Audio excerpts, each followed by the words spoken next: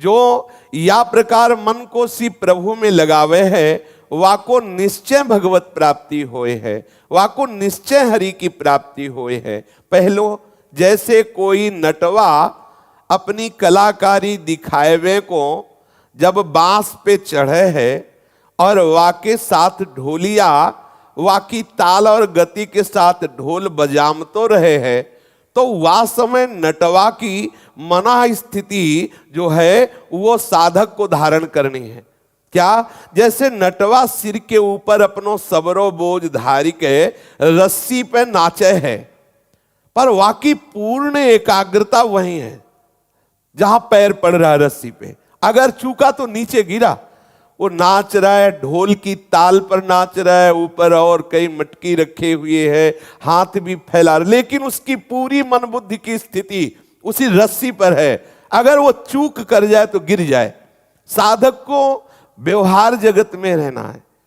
माता पिता भाई बंधु परिवार, गृहस्थ साधक और विरक्त साधक भिक्षा के लिए जाना है। और ऐसा है नहीं कि कोई गुफा में ही घुसा रहे, व्यवहार जगत में आना है, व्यवहारिक कार्य करना है। जैसे नटवा ताल पे नाच रहा है, ढोलकिया के ताल पर नृत्य कर रहा है, उसके सर पर कई गगरी आदि रखे हुए हैं और वो हाथ फैलाकर भाव भी दिखा रहा है, लोगों की तरफ भी देखने की चेष्टा करता है, पर उसकी पूरी एकाग्रता रस्सी पे होती है। ऐसे तुम्हारी पूरी एकाग्रता केवल भगवान नाम में हो, भजन में हो, आपके शरीर द्वारा चेष्टा हो। ऐसा होना संभव है। जैसे भगवान अर्जुन जी से कह रहे कि मामनुस्मर युद्ध च, युद्ध करो पर मेरा स्मरण न छूटने पावे, ऐसी सावधानी से भजन करो।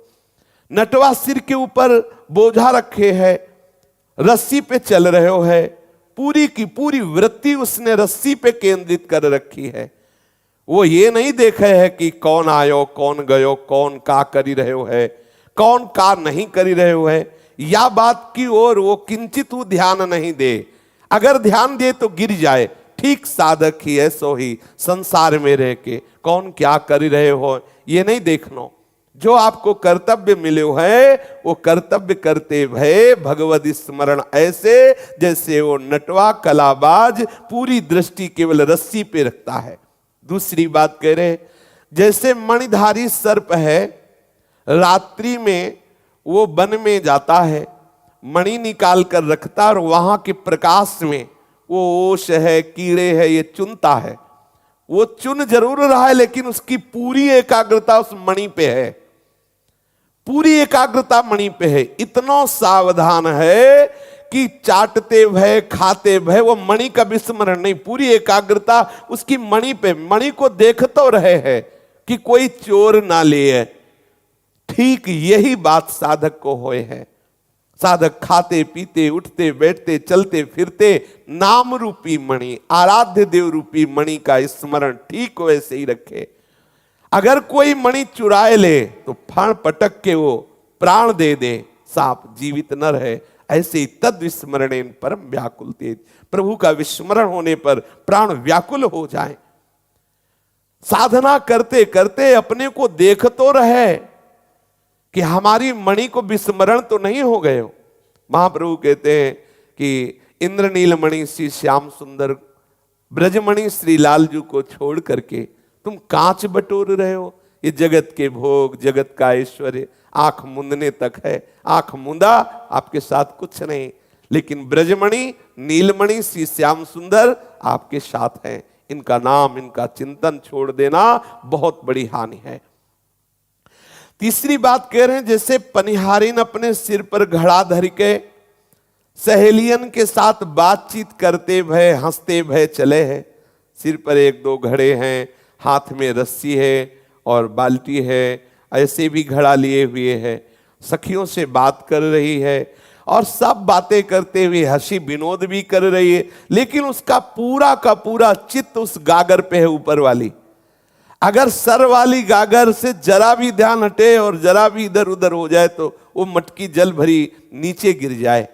रसखान जी ने भी कहा, रसखान गोविंद यूं भजिए जो नागरिको चित्त गागर में, जैसे ब्रजवासिनी स्त्री का चित्त उस ऐसे ही आपका भजन होना चाहिए। व्यवहार की चेष्टा करते हुए आपका चिंतन ठीक अपने आराध्य देव पर ऐसा होना चाहिए। चित्त को ऐसो एकाग्र करे,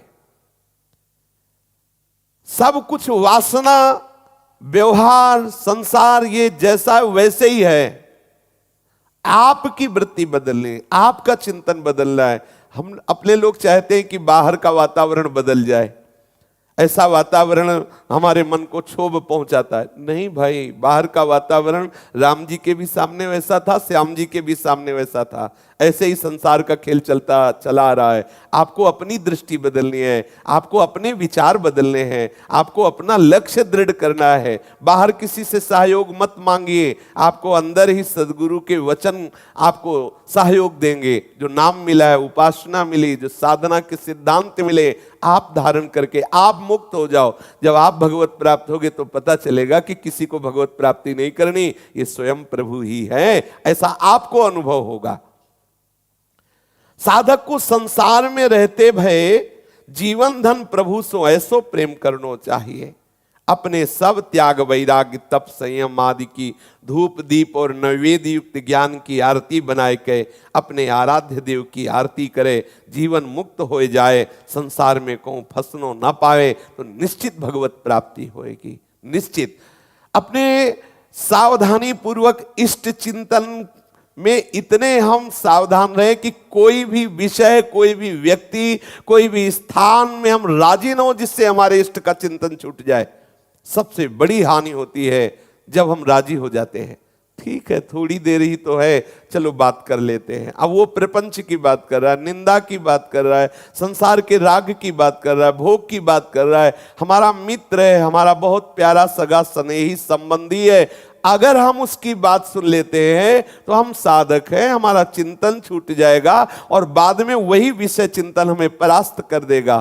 तो हमें ऐसे संबंध को प्रणाम करना है। जिस संबंध से, जिसके संग से हमारा भजन छूटे, हमें बिल्कुल वो सहन नहीं करना। अगर ऐसी वृत्ति आ गई तो आप निश्चित समझो जीवन मुक्त हो जाओगे, भगवत प्राप्ति हो जाएगी।